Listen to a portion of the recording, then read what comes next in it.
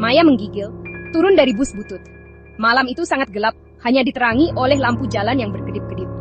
Udara terasa berat, aroma hujan bercampur dengan sesuatu yang lain. Sesuatu yang mengganggu. Hujan deras menambah suasana mencekam. Ia memeluk ranselnya erat-erat, matanya terpaku pada papan nama pudar di seberang jalan, Hotel Mawar Layu. Papan itu tampak seperti sudah bertahun-tahun tidak diperbaiki. Hotel itu jauh lebih bobrok daripada foto-foto di internet. Cat yang dulunya cerah, sekarang mengelupas dan kusam. Bangunannya tampak rapuh, seolah-olah bisa runtuh kapan saja. Lobi remang-remang. Udara pengap dengan jamur dan debu. Lampu-lampu berkedip, menambah kesan seram. Di balik meja resepsionis yang tergores, duduk seorang pria dengan mata yang sepertinya mengikuti setiap gerakannya. Senyumnya tipis dan tidak meyakinkan. Ia memberikan Maya sebuah kunci. Nomor 7 berkarat, tergantung di gantungannya. Kunci itu terasa dingin di tangannya. Jangan pedulikan suara-suara di malam hari, gumamnya, kilatan aneh di matanya. Kata-katanya membuat bulu kuduk Maya merinding. Hanya pipa air, tambahnya. Kamar Maya berada di lantai 2, di ujung koridor panjang dan sempit. Setiap langkahnya bergema di dinding. Udara semakin dingin saat ia mendekat, bulu kuduknya meremang. Suara-suara aneh terdengar dari kejauhan. Pintu berderit terbuka, memperlihatkan kamar sempit dengan wallpaper bernoda, dan satu bola lampu telanjang tergantung di langit-langit. Kamar itu terasa seperti tidak pernah dihuni selama bertahun-tahun. Tidur hanyalah mimpi. Setiap derit lantai, setiap erangan bangunan membuat Maya merinding. Ia seperti mendengar bisikan dari kamar sebelah, suara-suara pelan yang seakan berhenti begitu ia berusaha mendengarkan. Keesokan paginya, ia mencoba mengusir rasa tidak nyaman yang menyelimuti dirinya. Ia turun ke lobi, berharap menemukan ketenangan di siang hari. Tapi pria di meja resepsionis telah pergi, lobi kosong. Ia memutuskan untuk menjelajahi kota, berharap bisa lepas dari suasana hotel yang menyesakan. Tetapi bahkan sinar matahari yang cerah dan obrolan riang di pasar tidak dapat menghilangkan perasaan diawasi. Perasaan sesuatu yang jahat mengintai di balik permukaan.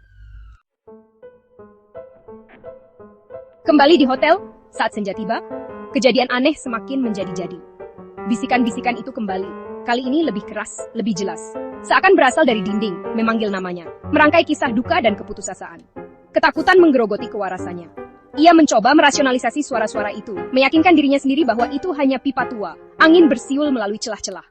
Tapi jauh di lubuk hatinya, naluri primal berteriak agar ia lari. Malam itu, ia melihatnya, sesosok bayangan yang melesat melewati pintunya. Seorang pria tinggi dan kurus, dengan mata yang tampak menyala dengan cahaya hijau yang menakutkan. Ia menghilang secepat kemunculannya, meninggalkan keheningan yang mencekam, yang lebih menakutkan daripada jeritan apapun.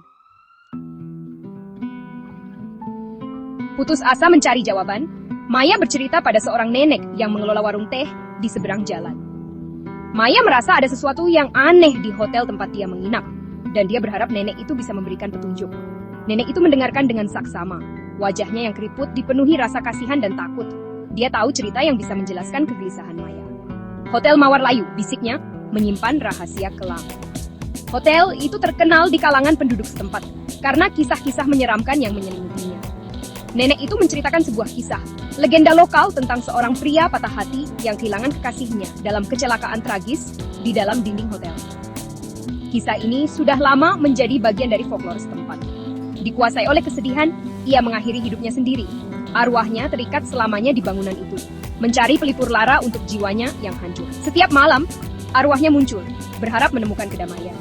Konon, ia berkeliaran di lorong-lorong, mencari kekasihnya yang hilang, mengambil pecahan jiwa untuk meringankan rasa sakitnya. Banyak yang mengaku melihat sosoknya di malam hari. Beberapa tamu, bisik nenek itu, suaranya nyaris tak terdengar. Mereka tidak pernah check out. Mereka hilang tanpa jejak, seolah ditelan oleh kegelapan hotel itu. Berbekal kisah mengerikan ini, Maya kembali ke hotel. Langkahnya terasa berat, seolah setiap langkah membawa beban dari masa lalu yang kelam.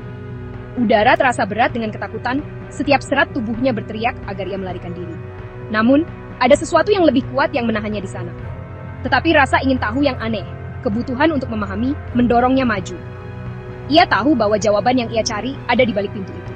Ia berdiri di depan kamar nomor 7. Bayangannya sendiri menatapnya dari gagang pintu kuningan yang kusam. Seolah-olah bayangan itu mengingatkannya pada sesuatu yang terlupakan. Mengambil napas dalam-dalam, ia perlahan membuka pintu. Suara derit pintu menambah suasana mencekam. Kamar itu kosong, tempat tidur tak tersentuh. Namun, ada aura yang aneh, seolah-olah ruangan itu menyimpan rahasia gelap. Tapi ada sesuatu yang terasa berbeda, lebih dingin. Dan kemudian ia melihatnya. Sesuatu yang membuat darahnya membeku. Setangkai mawar layu tergeletak di lantai. Kelopaknya sepucat dan tak bernyawa, seperti wajah yang tiba-tiba muncul di hadapannya. Mata menyala dengan api hijau yang menakutkan. Jeritannya tercekat di tenggorokan saat kebenaran terungkap, dingin dan mengerikan. Ia merasa seolah-olah waktu berhenti. Ia bukan tamu di Hotel Mawar Layu. Ia adalah bagian dari misteri yang lebih besar. Ia adalah kepingan yang hilang. Jawaban atas pencarian arwah yang tersiksa. Dan kini, ia harus menghadapi kebenaran yang mengerikan itu.